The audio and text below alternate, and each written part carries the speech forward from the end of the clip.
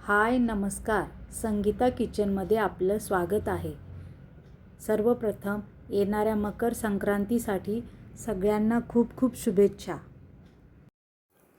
मकर संक्रांतीसाठी तिळगुळाचे अनेक पदार्थ बनवले जातात. त्यामध्ये तिळगुळाच्या पोळ्या आल्यात, तसेच तिळगुळाचे लाडू, तिळगुळाच्या वड्या, अनेक प्रकारचे पदार्थ इथं तिळाचे आपण बनवतो.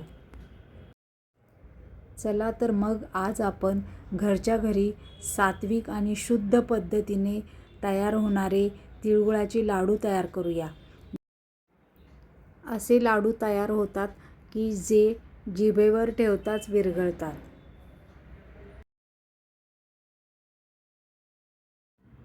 मकर संक्रांत म्हटलं की हळदी कुंकू आलं. हळदी कुंकवासाठी आपण जर अशा पद्धतीने लाडू तयार करून ठेवले तर नक्कीच सगळ्यांना ते लाडू खूप आवडतील. चला तर मग या मकर संक्रांतीच्या हळदी कुंकवासाठी तुम्ही अशा पद्धतीने तिळगुळाचे लाडू नक्की तयार करून पहा आणि मला नक्की सांगा की तुमचे लाडू कसे तयार झाले.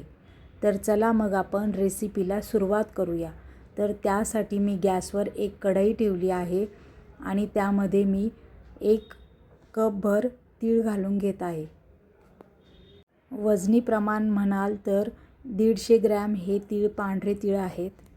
त्याला आता मी कढईमध्ये घालून घेते आणि 150 ग्रॅम इथे मी शेंगदाणे घेतले आहे आणि आता आपण मंद गॅसवर शेंगदाणे आणि तीळ भाजून घेऊया.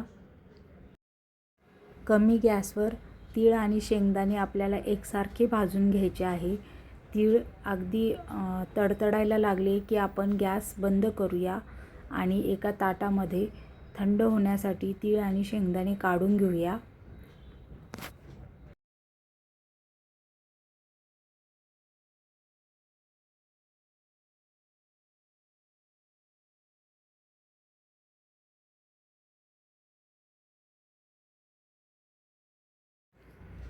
तीळ शेंगदाणे थंड होत आहेत तोपर्यंत आपण त्याच कढईमध्ये 1 कप ओलं नारळ किसून घेतलेलं आहे ते घालून घेऊया आणि त्याला एकसारखं परतून घेऊया जोपर्यंत त्यातलं पाणी म्हणजे ॲब्झॉर्ब होत नाही तोपर्यंत. मी इथे ओलं नारळ घेतलेलं आहे. तुम्ही डेसिकेटेड कोकोनट वापरलं तरीही चालेल. अशा पद्धतीने आपण हे खोबरं पूर्णपणे भाजून घेऊया. मी इथं याला कुरकुरीत भाजून घेतलेलं आहे आणि भाजून झाल्यानंतर आपण त्याला थंड होण्यासाठी एका डिशमध्ये काढून घेऊया. आता आपण शेंगदाणे, तीळ आणि खोबरं थंड झाल्यानंतर एका मिक्सरच्या भांड्यामध्ये त्याला बारीक करून घेऊया. अगदी बारीकही नाही करायचं आणि जाडही नाही, थोडंसं मध्यम असं एकसारखं असं बारीक करून घेऊया. हे बघा, अशा पद्धतीने आपल्याला बारीक करून घ्यायचं आहे. बारीक झाल्यानंतर आपण त्याला एका ताटामध्ये काढून घेऊया आणि आता जे खोबरं आपण घेतलेलं आहे त्यालाही बारीक वाटून घेऊया.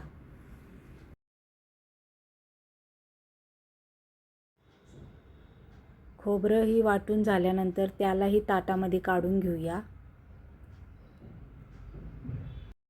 आता आपण यामध्ये वेलची पावडर घालून घेऊया. तसंच मी इथे 4 चमचे मिल्क पावडर घेतलेली आहे. मिल्क पावडर घातल्यामुळे याची टेस्ट अजून छान लागते, तर तुम्ही ही मिल्क पावडर नक्की घालून पहा. आता आपण हे सर्व एकत्रित चांगलं मिक्स करून घेऊया.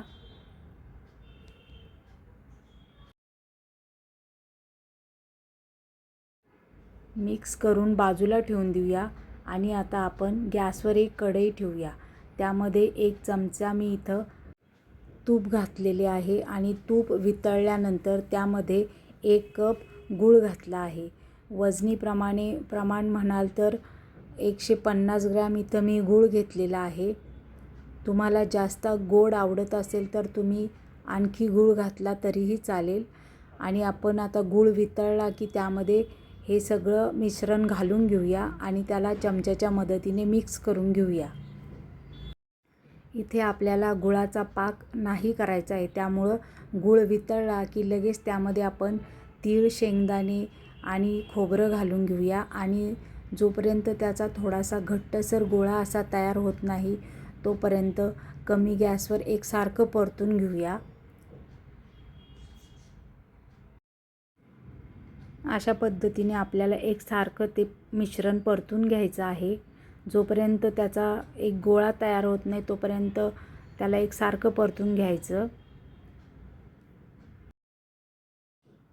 अशा पद्धतीने 2 ते 3 मिनिट कमी गॅसवर एकसारखं परतून घेतल्यानंतर याचा गोळा तयार झालेला आहे आणि आता आपण गॅस बंद करूया आणि 5 ते 7 मिनिट थंड होऊन देऊया. आपल्या हाताला चटके बसणार नाही इथपर्यंत थंड होऊन देऊया आणि थोडंसं गरम असतानाच त्याचे आपण आता लाडू तयार करूया. तर बघा, अशा पद्धतीने खूप सुंदर असे लाडू तयार होतात. खूप सोपी आहे ही पद्धत. चला तर मग आता आपण सगळे लाडू तयार करून घेऊया.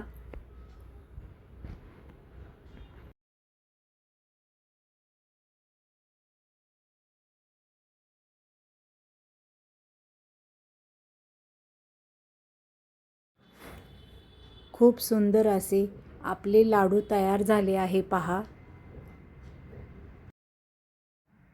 इथे आपण खूप कमी तुपाचा वापर केलेला आहे पहा.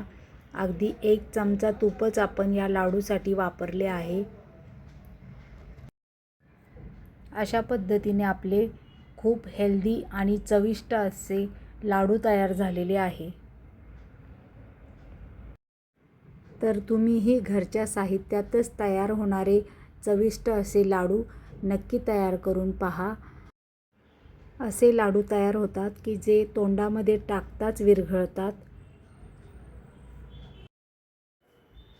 तर या मकर संक्रांतीला तुम्हीही अशा पद्धतीने लाडू नक्की तयार करून पहा आणि संगीता किचनला लाईक, शेअर, सबस्क्राईब नक्की करा आणि हो, कमेंटही करा. व्हिडिओ पाहिल्याबद्दल धन्यवाद.